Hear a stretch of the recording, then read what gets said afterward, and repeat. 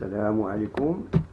On va continuer le cours de chimie, géométrie de quelques molécules, niveau tronc commun. On a ici un exercice. On considère la molécule CXClY.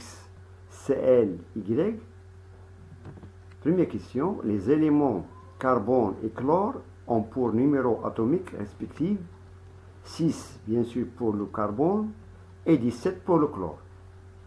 Déterminer la structure électronique des deux atomes et combien d'électrons leur manque pour obtenir une structure stable. Deuxième question, combien de liaisons covalentes doivent-ils établir pour obtenir cette structure? Et la troisième question, établir la formule du composé le plus simple formé uniquement à partir des éléments carbone et chlore. Établir la représentation de Lewis de ce corps. La dernière question, déduire la structure géométrique de la molécule, la représenter selon la convention de Gram. Bien, on passe maintenant à la solution. Donc, étant donné que ce corps il a comme formule CXClY, et d'après l'énoncé, on a le numéro atomique du carbone, c'est 6, et celui du chlore est 17. Bien. Donc la première question, déterminer la structure électronique des deux atomes, et combien d'électrons leur manque pour obtenir une structure stable. Donc on va commencer de déterminer la structure électronique. Commençons par l'atome du carbone. Donc la structure électronique de l'atome du carbone, étant donné que son numéro atomique est égal à 6, donc la première couche contient, d'après la règle d'octet, K2, et la deuxième couche, il contient uniquement 4 électrons. Dans l'ensemble, on a 6 électrons. Pour l'atome du chlore, étant donné que son numéro atomique est égal à 17, donc la première couche contient K2, L8 et M7. Voilà, ça c'est la structure électronique du chlore. Et on nous demande maintenant combien d'électrons leur manque pour obtenir une structure stable. Et on peut constater pour l'atome de carbone que sa couche externe contient uniquement 4 électrons. Et pour respecter la règle d'octet, bien sûr, il lui faut, pour l'atome de carbone, il lui faut, bien sûr, 4 électrons. Voilà, 4 électrons pour avoir 8 dans sa couche externe. Pour l'atome du chlore, dans sa couche externe, il a 7 électrons. Donc pour avoir 8, bien sûr, il lui manque un seul électron. Donc pour le carbone, il lui manque 4 électrons. Et pour le chlore, il lui manque un seul électron. Bien. Pour avoir toujours la couche externe, doit avoir 8 électrons. Bien. On passe maintenant à la deuxième question.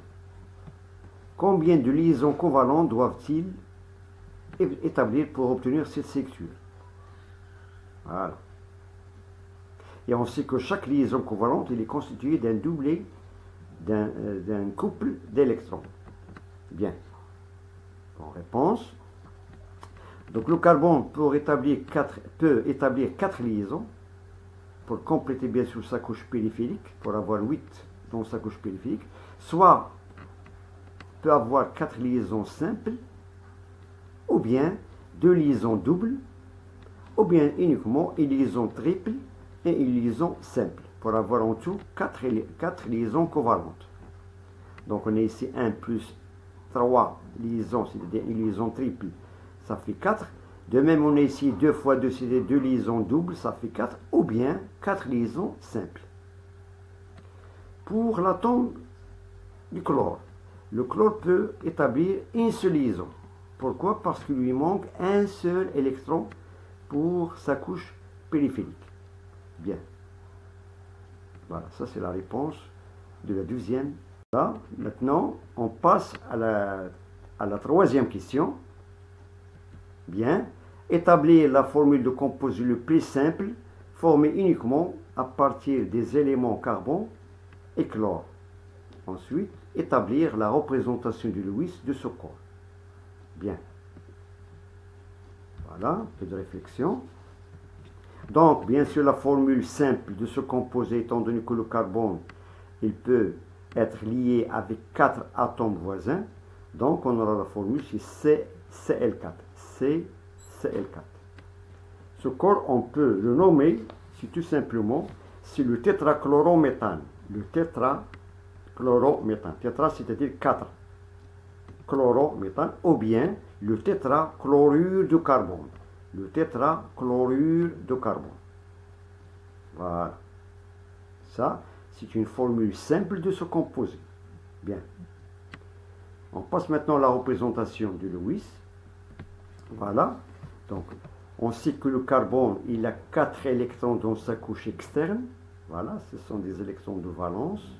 Voilà, d'après la représentation ou bien la structure électronique de l'atome de carbone.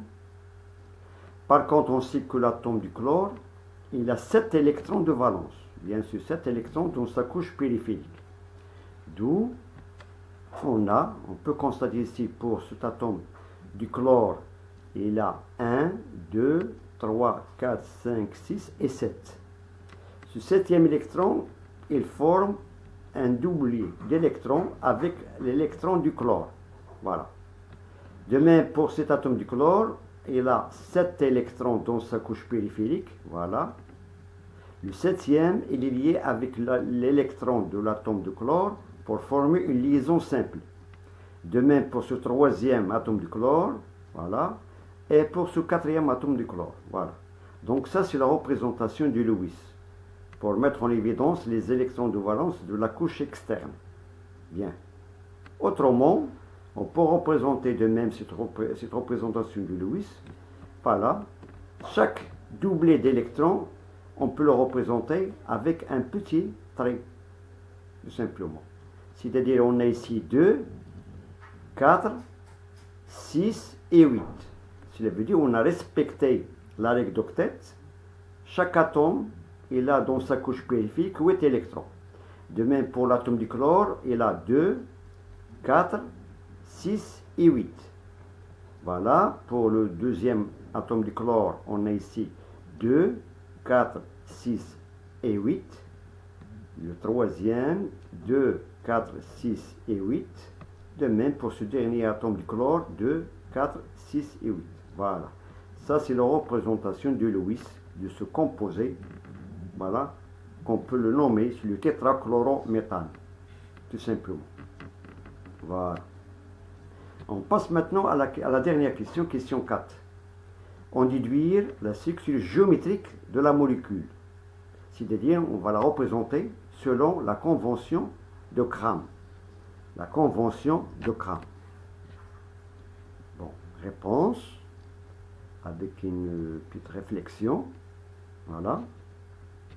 Donc, pour représenter ce composé à la convention de Crame, si on voit par exemple un trait plein, cela veut dire qu'il représente une liaison entre deux atomes situés dans le même plan. C'est-à-dire ces deux atomes qui se trouvent à l'extrémité de cette liaison, ils se trouvent dans le même plan. Bien. Si on a un trait en pointillé, représente un atome situé en arrière de plan. En arrière de plan, c'est-à-dire que cette liaison, il est entre un atome situé dans le plan de la figure et un atome situé en arrière du plan. Bien. Et pour le triangle qui est allongé, plein, il représente un atome qui est situé en avant du plan. En avant du plan. Cela veut dire que ce triangle qui est allongé, plein, représente une liaison entre un atome situé dans le plan de la figure et un atome situé en avant du plan. Voilà. Et on peut constater que la forme géométrique de la base de ce tétraèdre, c'est un triangle. Voilà, c'est un triangle, tout simplement. Donc ça, on peut l'appeler, c'est un tétraèdre. Donc, pour compléter, c'est-à-dire les liaisons de ce composé, il suffit d'écrire à chaque bout de ces traits les atomes du chlore. Voilà. On a ici 4 atomes du chlore et un seul atome du carbone, d'où la formule qu'on appelle le tétrachlorométhane. Bien. Bon, je vous remercie de votre attention. Bon courage et à très bientôt.